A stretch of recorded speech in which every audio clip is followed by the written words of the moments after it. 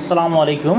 আমাদের যে ইউনিভার্সিটির আইএসির যে ইংলিশ ডিপার্টমেন্টের রেমিডিয়াল গ্রামার যে কোর্সটা আছে, এই কোর্সটার প্রথম প্রশ্ন যে ক্লজ লেভেল, ফ্রেজ লেভেল এবং ওয়ার্ড লেভেলে ভাঙানো, এটা আমরা আজকে শিখব। তো চলেন আমরা শুরু করি।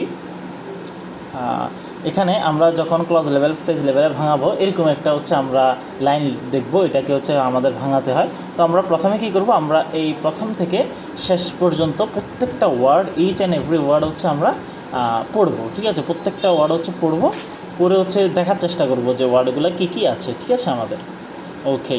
সো আমরা পড়লাম, পড়ার পরে আমাদের কিছু স্টেপ আছে, ওই স্টেপগুলো অনুসারে আমরা এগুলো ভাঙাবো, ক্লজ লেভেল, ফ্রেজ লেভেল এবং ওয়ার্ড লেভেলে। তো আমরা দেখি যে প্রথম স্টেপটা কি, সেটা আমরা প্রথমে ক্লজ মার্কার এবং কি কনজাংশন নির্ণয় করব। আমরা কি নির্ণয় করব? ক্লজ মার্কার এবং কি কনজাংশন, ক্লজ মার্কার এবং কি নির্ণয় করব?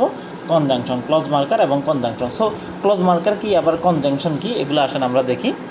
ক্লজ মার্কার এগুলি যে since, until, whenever, where, as soon as, because, as, if, unless, as long as though, while, whereas, as, whom, whose, which, তারপর হোয়ার, হোয়েন, হোয়াই, এগুলো কি আমাদের ক্লজ মার্কার, এগুলা ক্লজ মার্কার। আচ্ছা, তাহলে কনজাংশনগুলো কি, চলেন আমরা দেখার চেষ্টা করি।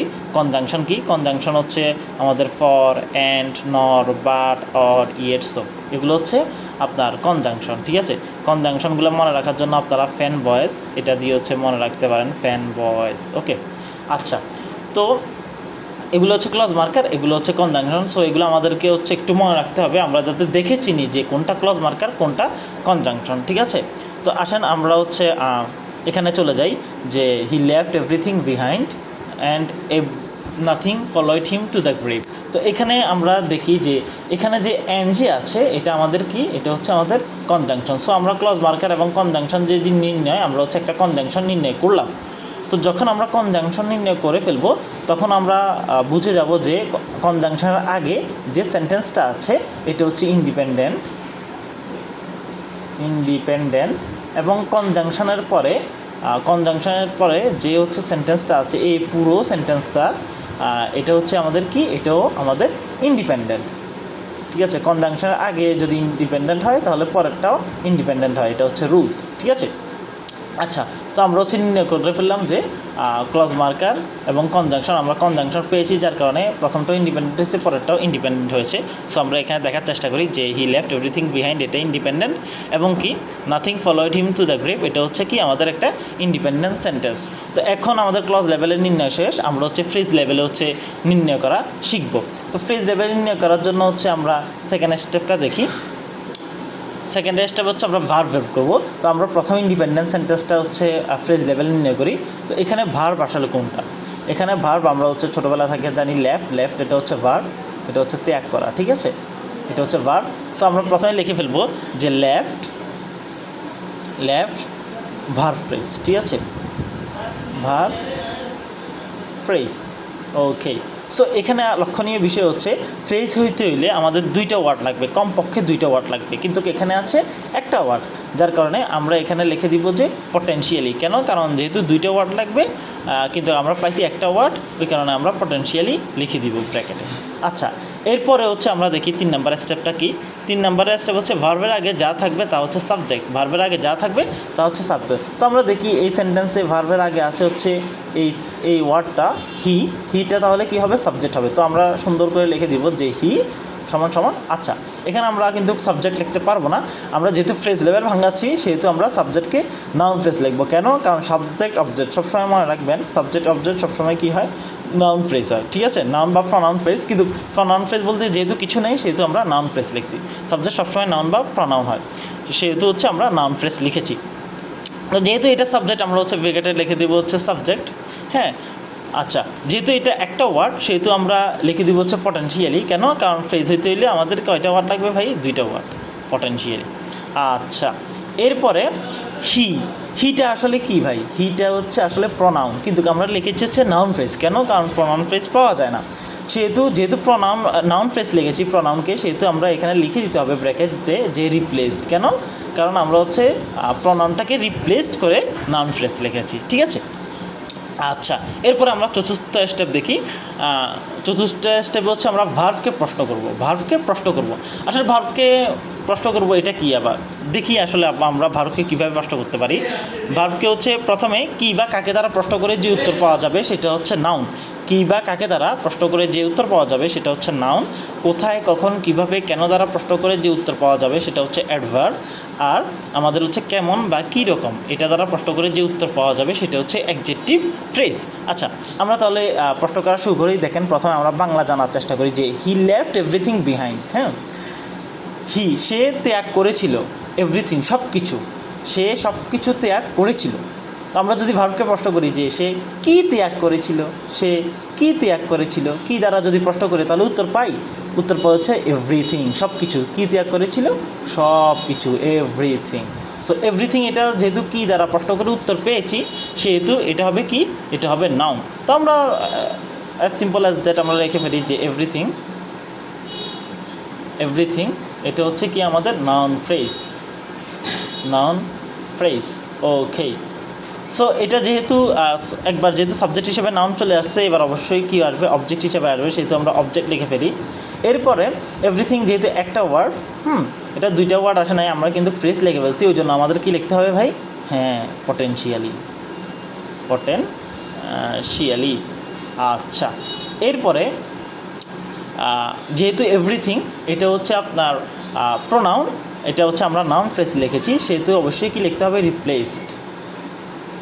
আচ্ছা, এখানে একটা কথা আমি বলে নিই, সেটা হচ্ছে যে এভরিথিং এটা যে প্রোনাউন, এটা কীভাবে বুঝবো। আপনারা যদি প্রোনাউন একটু দেখেন যে প্রোনাউনগুলো কী সেগুলো দেখলে আপনারা ইনশাল্লাহ আপনারা বুঝে যাবেন। এভরিথিং, নাথিং, এনিথিং, নান, এনি, এগুলো হচ্ছে কি প্রোনাউন। সো এভরিথিং এগুলো হচ্ছে প্রোনাউন। সো এগুলো একটু মুখস্থ করতে হবে বা মনে রাখতে হবে। আচ্ছা, এরপরে হচ্ছে আমরা যে ওয়ার্ড লাস্টেরটা আছে এটা দেখি, বিহাইন্ড অর্থ কী ভাই, পিছনে। আচ্ছা, এখন আবার আমরা ভার্বকে প্রশ্ন করি। আসেন, আমরা হচ্ছে কী করবো, ভার্বকে প্রশ্ন করব। সো আমরা আবার ভার্বকে প্রশ্ন করি যে ত্যাগ করা, কোথায় ত্যাগ করে চলে আসছে, পিছনে। কোথায় ত্যাগ করছে, পিছনে। কোথায়, পিছনে। এই দেখেন, এই কোথায় দ্বারা প্রশ্ন করে যে উত্তর পাওয়া যায় সেটা কোন ফ্রেজ হবে, অ্যাডভার্ব ফ্রেজ। আবার বলি, কোথায় দ্বারা প্রশ্ন করে যে উত্তর পাওয়া যায় সেটা কোন ফ্রেজ হবে, অ্যাডভার্ব ফ্রেজ। যেহেতু এটা কোথায় দ্বারা প্রশ্ন করে উত্তর পেয়েছি, সেহেতু এই বিহাইন্ডটা হবে অ্যাডভার্ব ফ্রেজ। সো আমরা লিখে ফেলি যে বিহাইন্ড এটা হচ্ছে কি, অ্যাডভার্ব ফ্রেজ।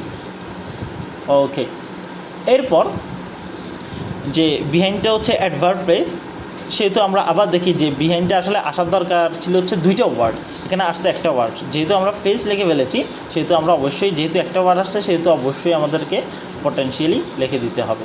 সো এরই মাধ্যমে আমাদের হচ্ছে প্রথম যে ইন্ডিপেন্ডেন্ট ক্লজ, এটার কাজ আমাদের শেষ।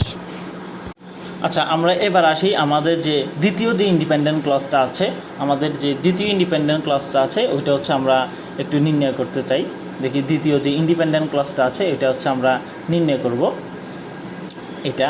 আচ্ছা, প্রথমে আমাদের প্রথমে স্টেপটা হচ্ছে দেখি যে আমরা তো প্রথমে ক্লজ ফ্রেজ নির্ণয় করে ফেলছি, আমরা ভার্ব বের করব। ঠিক আছে, আমরা হচ্ছে এই সেন্টেন্সের কি বের করব ভাই, ভার্ব বের করব। সো আমরা দেখতে পাচ্ছি এই সেন্টেন্সের ভার্ব হচ্ছে ফলোড। এগুলো হচ্ছে আপনারা কনজুগেশন অফ ভার্ব বা স্ট্রং ভার্ব, উইক ভার্ব পড়লে হচ্ছে আপনারা জানতে পারবেন যে ফলোড এটা হচ্ছে কি ভার্ব। সো আমরা লিখে ফেলি যে ফলোড এটা হচ্ছে কি ভার্ব। সো আমরা যেহেতু এটা ভার্ব, আমাদেরকে এটা ভার্ব ফ্রেজ, যেহেতু ফ্রেজে ভাঙাচ্ছি, ভার্ব ফ্রেজ লিখতে হবে। আচ্ছা, এখানে আবার লক্ষণীয় যে যেহেতু ওয়ার্ড একটা আসছে, আমরা কি লিখব, পটেনশিয়ালি। আচ্ছা, এরপর আমরা দেখব যে 3 নম্বর স্টেপ, যে ভার্বের আগে যা থাকবে তা হচ্ছে কি সাবজেক্ট। সো আমরা দেখি ভার্বের আগে যা আছে, এই নাথিং, এই নাথিংটা কি হবে, এটা হবে সাবজেক্ট। সো নাথিং এটা আমরা লিখে ফেলি, কী লিখবো, এটা কি আমরা সাবজেক্ট ফ্রেজ লিখবো না, আমরা কি লিখবো, যেহেতু সাবজেক্ট সবসময় নাউন বা প্রনাউন হয়, আমরা হচ্ছে নাউন ফ্রেজ লিখবো। এই তো নাউন ফ্রেজ। আচ্ছা, এখানে আমরা জানি কিছু কাজ করতে হবে, যেহেতু এটা সাবজেক্ট, সেহেতু আমরা ব্র্যাকেটে সাবজেক্ট লিখবো। যেহেতু এটা একটা ওয়ার্ড আসছে, সেহেতু আমরা রিপ্লেস পটেনশিয়ালি লিখব। আচ্ছা, যেহেতু এটা প্রনাউন, আমরা লিখেছি কি নাউন ফ্রেজ, যেহেতু এটা প্রনাউন লিখেছি নাউন ফ্রেজ, সেহেতু এটা আমরা লিখব রিপ্লেসড। ওকে, রিপ্লেসড। ওকে, আচ্ছা আমাদের হচ্ছে 3 নাম্বার স্টেপের শেষ। 4 নাম্বার স্টেপে আমাদের কি আছে যে কি কাকে দ্বারা প্রশ্ন করব, কোথায় কখন কিভাবে কেন দ্বারা প্রশ্ন করব, কেমন কী রকম দ্বারা প্রশ্ন করব। আসেন আমরা হচ্ছে প্রশ্ন করা হচ্ছে শুরু করি। সেটা হচ্ছে যে আসেন আমরা প্রশ্ন করি যে এখানে যে ফলোড কি হচ্ছে আমরা প্রশ্ন করা শুরু করি। এখানে হচ্ছে ফলোড হচ্ছে কি অনুসরণ করেছিল। হিম কোনো কিছুই তাকে অনুসরণ করেনি, ঠিক আছে, নাথিং মানে কোনো কিছুই না, কোনো কিছুই তাকে অনুসরণ করেনি। হ্যাঁ, তাহলে কাকে অনুসরণ করেনি? তাকে। কাকে অনুসরণ করেনি? তাকে। সো আমরা কাকে দ্বারা প্রশ্ন করে আমরা কি পাচ্ছি? হিম পাচ্ছি। কাকে দ্বারা প্রশ্ন করে আমরা হিম পাচ্ছি। আচ্ছা আমরা এখানে দেখি যে কী বা কাকে দ্বারা প্রশ্ন করে কি পাওয়া যায়? নাউন ফ্রেজ পাওয়া যায়। যেহেতু আমরা কাকে দ্বারা প্রশ্ন করে হচ্ছে হিম পাচ্ছি, হ্যাঁ, সেহেতু এই হিমটা হবে কি নাউন ফ্রেজ। ওকে, সো কোনো কিছুই তাকে অনুসরণ করেনি। কাকে করেনি? উত্তর হবে কি তাকে। সেহেতু এই হিমটা হবে কি একটা নাউন ফ্রেজ। কেন? কারণ কি বা কাকে দ্বারা প্রশ্ন করে যে উত্তর পাওয়া যায় সেটা হবে আপনার নাউন ফ্রেজ। আচ্ছা, যেহেতু হিম এটা আসলে অবজেক্ট হিসাবে আসছে। কেন? কারণ প্রথমে তো এক সাবজেক্ট এটা চলে আসছে, এটা এখন ওই জন্য অবজেক্ট। আচ্ছা, এই হিম যে আছে এখানে আসলে একটা ওয়ার্ড, আমাদের ফ্রেজ হইতে হইলে লাগে হচ্ছে 2টা ওয়ার্ড। ওই কারণে আমরা এখানে লিখে দিব হচ্ছে পটেনশিয়ালি। তারপর হচ্ছে একটু লক্ষ্য করি যে হিম, হার, হিজ এগুলা কি? এগুলা সবসময় হচ্ছে প্রনাউন। যেহেতু আমরা নাউন ফ্রেজ লিখছি প্রনাউনকে, সেহেতু আমাদেরকে লিখে দিতে হবে রিপ্লেসড। ওকে, আমরা লিখে দিলাম রিপ্লেসড। আচ্ছা, এরপরে আমরা হচ্ছে আরেকটা যে আছে টু দ্য গ্রেভ, এটা হচ্ছে নির্ণয় করি। সো টু দ্য গ্রেভ এটা হচ্ছে কি কবরস্থানে। কোথায়? গ্রেভে, কবরস্থানে। আচ্ছা, আমরা এটা আসলে মুখ দিয়ে চলে আসছে যে ফলোড হচ্ছে কি অনুসরণ করেনি। কোথায় অনুসরণ করেনি? টু দ্য গ্রেভ, কবরে। কোথায়? টু দ্য গ্রেভে। কোথায়? To the গ্রেভে। এ দেখেন কোথায় দ্বারা প্রশ্ন করে যে উত্তর পাওয়া যায় সেটা হচ্ছে কি অ্যাডভার্ব। কোথায় দ্বারা প্রশ্ন করে যে উত্তর পাওয়া যায় সেটা হচ্ছে অ্যাডভার্ব। সো আমরা চোখ বন্ধ করে লিখে দিই যে টু দ্য গ্রেভ এটা হচ্ছে কি? এটা হচ্ছে আমাদের অ্যাডভার্ব ফ্রেজ।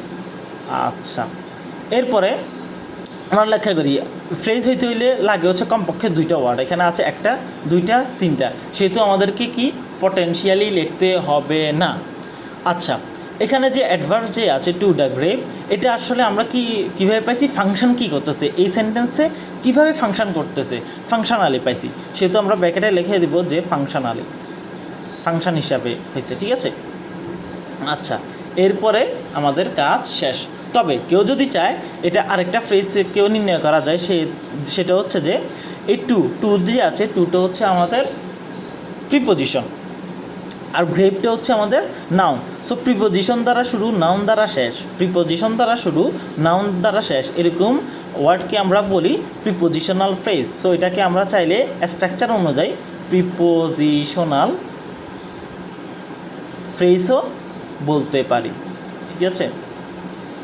ওকে, সো এটা কিভাবে আসছে? স্ট্রাকচার অনুযায়ী। সো আমরা লিখে দিব স্ট্রাকচারালি।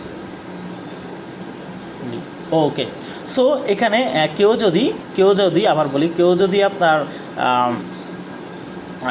অ্যাডভার্ব ফ্রেজটা যদি না বুঝে, অনেকে হচ্ছে না বুঝতেই পারে, সেহেতু আপনারা হচ্ছে সবচেয়ে সেফ জোন হচ্ছে টু দ্য গ্রেভ। টু হচ্ছে প্রিপোজিশন, গ্রেভটা হচ্ছে নাউন। এটা দেখে আপনারা প্রিপোজিশনাল ফ্রেজ লিখে স্ট্রাকচারালি লিখে দিবেন, ঠিক আছে। যেহেতু স্ট্রাকচার অনুযায়ী আসছে এইভাবে লিখলেও হবে। সো আশা করা যায় যে আমরা এই ব্যাপারটা বুঝতে পেরেছি, ঠিক আছে। এরপরে হচ্ছে আমরা আরেকটা সেন্টেন্স নির্ণয় করা শিখব। আমাদের দ্বিতীয় যে সেন্টেন্সটা আছে ওইটা হচ্ছে আমরা নির্ণয় করা শিখব। আমরা হচ্ছে প্রথমে স্টেপগুলো দেখে নিই, যেহেতু আমাদের স্টেপগুলো জানা আছে যে ক্লজ মার্কার এগুলা, কনজাংশন এগুলা। সেকেন্ড স্টেপ হচ্ছে আমাদের ভার্ব করবো। থার্ড স্টেপ ভার্বের আগে যা থাকবে তার সাবজেক্ট। আচ্ছা, আমরা স্টেপগুলো দেখে নিই। আচ্ছা, এখন আমরা হচ্ছে প্রথমে পরীক্ষার কথায় প্রত্যেকটা ওয়ার্ড পড়বো, সেন্টেন্সের প্রত্যেকটা ওয়ার্ড পড়বো। হ্যাঁ, ওয়ার্ড পড়বো। তো আমরা হচ্ছে কনজাংশন এবং ক্লজ মার্কার বের করবো। প্রথম কাজ হচ্ছে কি আমাদের ক্লজ মার্কার বা হচ্ছে কনজাংশন বের করা। তো আমরা দেখি এখানে যে ক্লজ মার্কারগুলো আছে এবং কনজাংশনগুলো আছে, এখানে এগুলা এই সেন্টেন্সে আছে কিনা, এগুলার যে কোনো একটা এই সেন্টেন্সে আছে কিনা।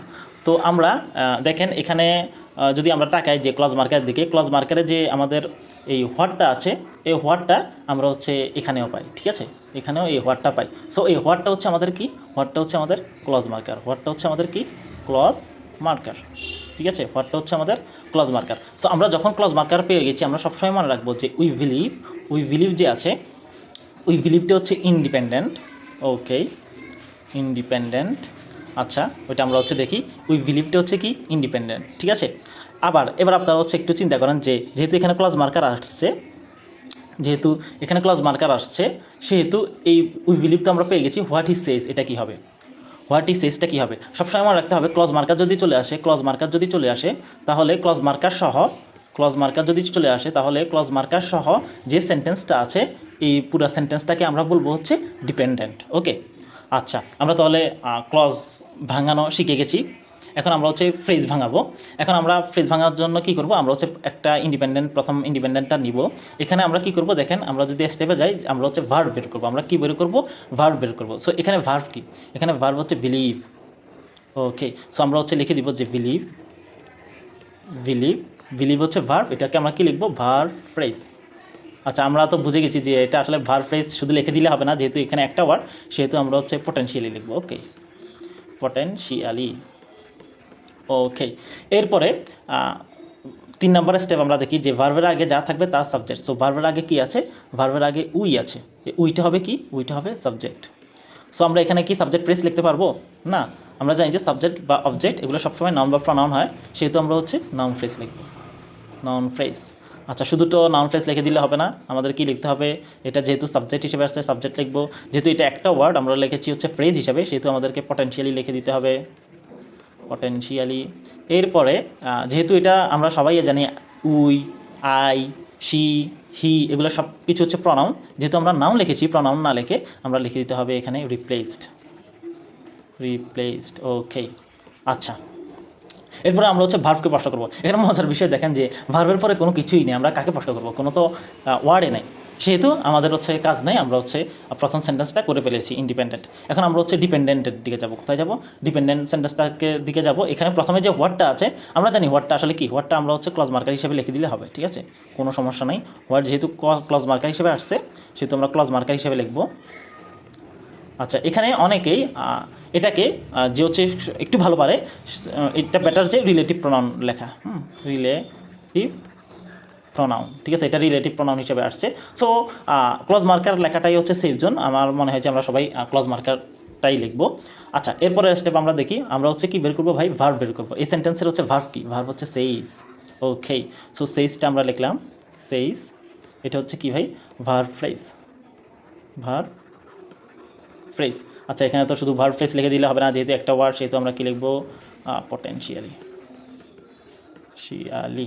ওকে, আচ্ছা, আমাদের হচ্ছে ভার্বের কাজ শেষ। তারপর হচ্ছে ভার্বের আগে যা থাকবে তা হচ্ছে সাবজেক্ট। ভার্বের আগে যা থাকবে তা হচ্ছে কি, সাবজেক্ট। এখানে হচ্ছে ভার্বের আগে আছে হচ্ছে কি, হি, তাহলে এই হিটা কি, হিটা হচ্ছে সাবজেক্ট। তো আমরা লিখে দিই সুন্দর করে যে হিটা হচ্ছে কি, সাবজেক্ট। আমরা তো সাবজেক্ট ফ্রেজ লিখতে পারবো না, আমরা লিখবো হচ্ছে নাউন ফ্রেজ। ওকে, আচ্ছা, এরপরে হিটা যেহেতু আপনার সাবজেক্ট, সেহেতু আমরা ব্র্যাকেটে লিখে দেবো যে সাবজেক্ট। যেহেতু হিটা একটা ওয়ার্ড, সেহেতু আমরা লিখে দিব হচ্ছে পটেনশিয়ালি। আমার লেখা খুব বাজে, হ্যাঁ, আচ্ছা, পটেনশিয়ালি। এরপরে হিটা যেহেতু আপনার প্রনাউন, কিন্তু আমরা লিখেছি হচ্ছে নাউন ফ্রেজ, সেহেতু আমাদেরকে এখানে লিখে দিতে হবে যে রিপ্লেসড, যেহেতু এটা আমরা প্রনাউনকে রিপ্লেস করে নাউন ফ্রেজ লিখছি। সো আমাদের কাজ শেষ। এরপরে হচ্ছে আমরা ভার্বকে প্রশ্ন করবো। এখানেও দেখেন যে এরপরে আর কোনো কিছুই নেই, এরপরে আর কোনো ওয়ার্ডে নাই। সো তো ভার্বকে আর প্রশ্ন করা লাগবে না, আমাদের এখানে হচ্ছে কাজ শেষ। এরপর একটা জিনিস থেকে যায়, সেটা হচ্ছে যে ওয়ার্ড লেভেলে হচ্ছে ভাঙানো। এটা আসলে বোঝানোর কিছুই নেই, এগুলো হচ্ছে আপনারা আস্তে আস্তে করতে পারবেন। যেমন ওয়ার্ড লেভেলে হচ্ছে আমরা প্রত্যেকটা ওয়ার্ডকে ভাঙাবো। আমি এই সেন্টেন্সটা দিয়ে করে ফেলতেছি, আমি একটু দেখাচ্ছি এখানে। আচ্ছা, এখানে আমরা হচ্ছে এটা একদম ইজি যে আমরা এই সেন্টেন্সটাকে হচ্ছে কী করবো, ওয়ার্ড লেভেলে ভাঙাবো। সো ওয়ার্ড লেভেলে উইটা কী ভাই, উইটা প্রনাউন, বিলিভটা কি, বিলিভটা ভার্ব ইকুয়াল টু ভার্ব লিখে দিব। এখানে কোনো ফ্রেজ লেখার দরকার নাই, যেহেতু ওয়ার্ড লেভেলে ভাঙাচ্ছি। উইটা হচ্ছে কি, আমরা প্রনাউন, বিলিভটা কি ভার্ব, হোয়াটটা কি, হোয়াটটাও একটা প্রনাউন। সো হিটা কি, হিটাও প্রনাউন, সেইসটা কি, এটা ভার্ব। সো এইভাবে আমরা লিখে দিব, এটা আসলে কারোই সমস্যা হয় না। So thank you so much.